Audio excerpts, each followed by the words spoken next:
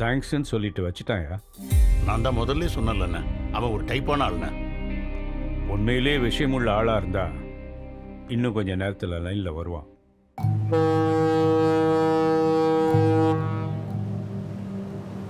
இந்த ஆட்டம் முடிஞ்சதும் அவன் கதையை முடிச்சிடலாமாண்ணே?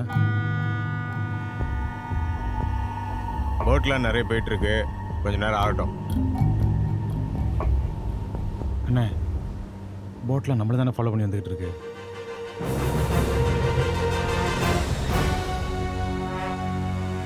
ஆளுங்கெல்லாம் புதுசாக இருக்கானுங்கண்ணே.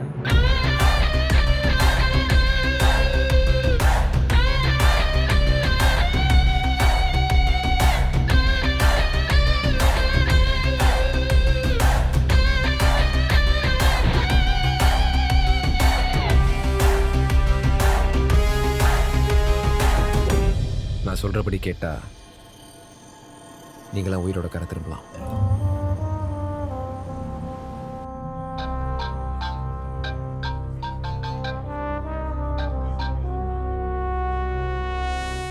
என்னடா போன காரியம் முடிஞ்சதா? முடிஞ்சதுண்ணே. என்னடா சாதாரணமாக சொல்கிற? அவ்வளோ ஈஸியாக அவனை முடிச்சிட்டிங்களா என்ன? ஆமாண்ணே. சரி, நீ நம்ம செல்வாவோட பெட்ரோல் பங்கு பக்கத்தில் இருக்கிற அவனோட கார் ஷெட்டுக்கு போ. அங்கே நம்ம கார் ரெடி ஆயிடுச்சான், எடுத்துகிட்டு கிளப்புக்கு வந்துடு. சரியா? சரிண்ணே. அப்புறம் கார் டிக்கியில் ஒரு பேக் இருக்கும், அது பத்திரம். ஓகே? சரிண்ணே.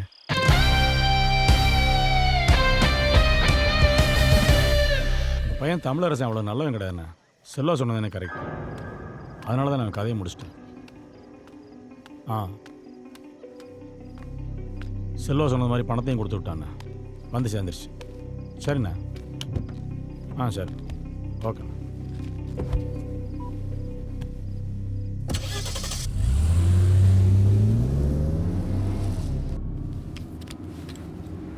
பேக் எடுத்துகிட்டு வந்தியா?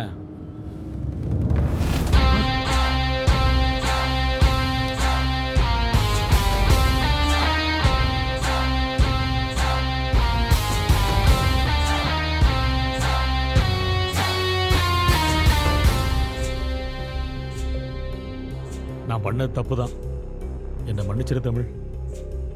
அந்த பேக்கில் நிறையா பணம் இருக்கு, எல்லாத்தையும் நீயே எடுத்துக்கோ. என்ன ஒன்றும் பண்ணிடாத தமிழ்.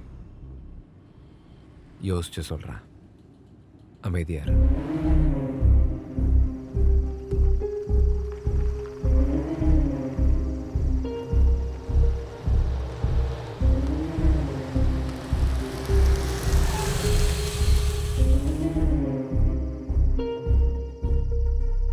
நல்லா யோசிச்சு பார்த்தேன். என்னை கொலை செய்ய வந்தவங்களை மன்னிக்கிற அளவுக்கு நான் நல்லவன் கிடையாதுன்னு தெரிஞ்சுக்கிட்டேன். நீங்கள் பணம் தரேன்னு சொன்னதுனால வேணா ஒன்று செய்யலாம். உங்கள் 2 பேரில் யாராவது ஒருத்தரை மட்டும் உயிரோட விட்றேன்.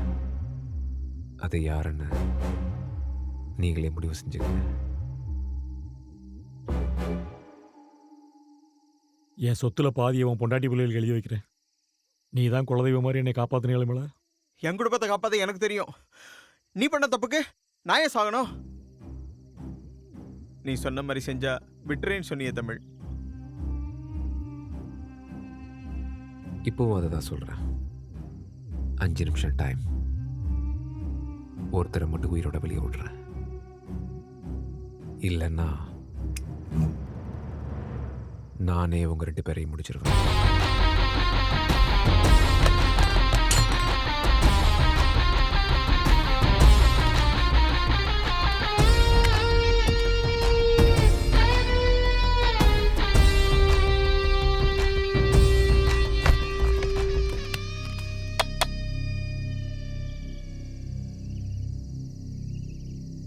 இந்த லாக்கை எப்படி ரிலீஸ் பண்ணணும்?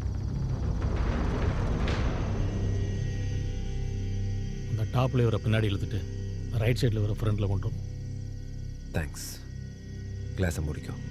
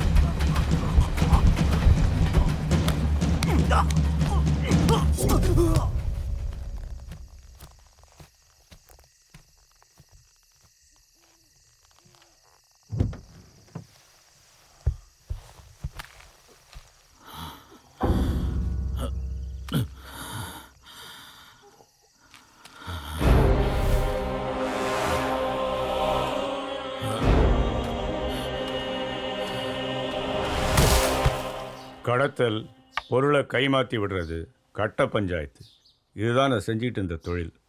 மணிமாறன், செல்வா, என் தம்பி குமார் எல்லாரும் என்கிட்ட தான் தொழில் செஞ்சானுங்க. நான் அரசியலில் நுழையலான்னு முடிவு செஞ்சிருந்த சமயத்தில் ஊருக்கு வெளியில் இருக்கிற குடோனில் இருந்த பெரிய அளவு யுரேனியத்தை வெளிநாட்டிலேருந்து வந்திருந்த கப்பலில் கொண்டு போய் சேர்க்கணுன்னு ஜாப் ஒன்று வந்துச்சு.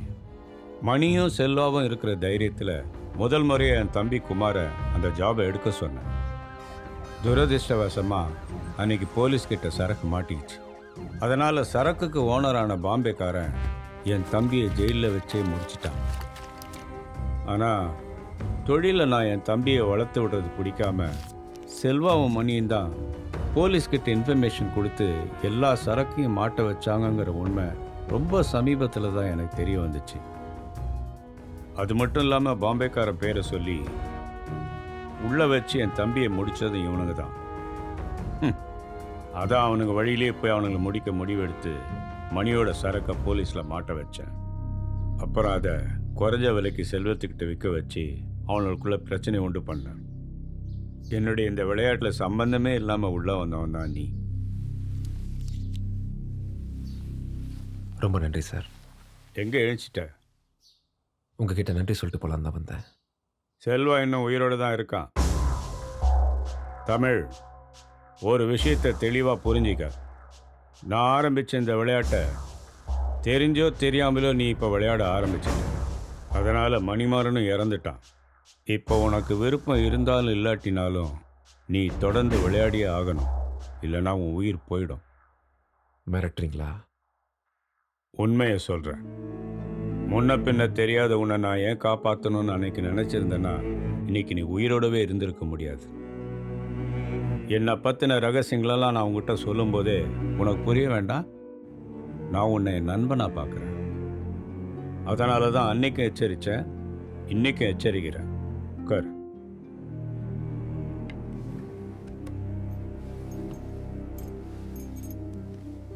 எனக்கு செல்வா அழியணும், செல்வாவுக்கு நீ ஒழியணும். எதிரிக்கு எதிரி நண்பங்கிற ஃபார்முலா படி நீ செல்வாவை ஒழிக்க நான் உனக்கு உதவி பண்ணுறேன். நீங்கள் உயிரை காப்பாற்றிருக்கீங்க, அதுக்கு நான் கடமைப்பட்டிருக்கேன். அதுக்காக கொலையெல்லாம் செய்ய முடியாது. நான் செல்வத்தை மன்னிச்சு விட்டாலும் அவன் உன்னை அழிக்காமல் விட மாட்டான். இப்போ மாதிரி அப்போ நீ உன்னை காப்பாற்றிக்க, அது போதும் எனக்கு. அப்படி செஞ்சா நீங்கள் எனக்கு என்ன செய்வீங்க? செஞ்சதுக்கு அப்புறம் இல்லை, அதுக்கு முன்னாடியே செய்கிறேன். உன் ஏரியாவில் இருக்க ஏர் கண்டிஷன் பாரை உன் பேரில் லீஸ்க்கு எடுத்து தந்து உன்னை முதலாளி ஆக்குறேன். நான் சொல்கிற ஆளை போய் பாரு, உடனே முடிச்சு தருவான்.